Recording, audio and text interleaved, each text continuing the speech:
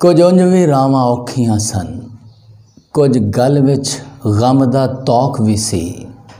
कुछ शहर दे लोग भी जालिम सन, कुछ मैनू मरन दा शौक भी सी। हाँ सजनों, बेलियो, मित्रों, चढ़दे ते लैंदे पंजाब दे जितने भी दोस्त ने सब नू अस्सलाम वालेकुम ते सत श्री अकाल। ए नज़म दियां आखिरी लाइनां मैं फिर मुनीर न्याजी दी पढ़ियां ने।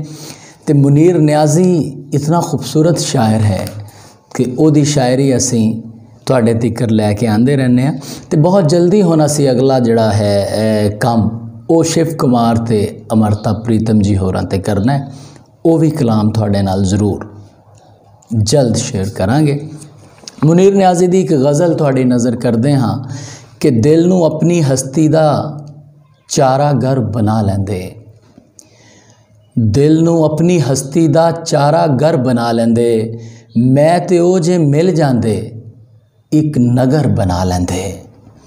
ते दर बदर ना मैं फिरदा, दर बदर ना ओ हुंदा, दर बदर ना मैं फिरदा, दर बदर ना ओ हुंदा। एक जगह ते मिल के जे अपना दर बना लेंदे। ते ख्वाब जे ना बन जांदे मैं कदे दी दुनिया विच, ख्वाब जे ना बन जांदे मैं कदे दी दुनिया विच। ए अजाब दुनिया दे दिल च घर बना लेंदे। ते हुण ख्याल आंदा है मंजिलां दी सख्ती विच, हुण ख्याल आंदा है मंजिलां दी सख्ती विच। कोई यार ते अपना हम सफ़र बना लेंदे। ते रहबरां बिना चलना कम मुनीर औखा सी, रहबरां बिना चलना कम मुनीर औखा सी। पर गवाच जांदे जे राह बर बना लेंदे।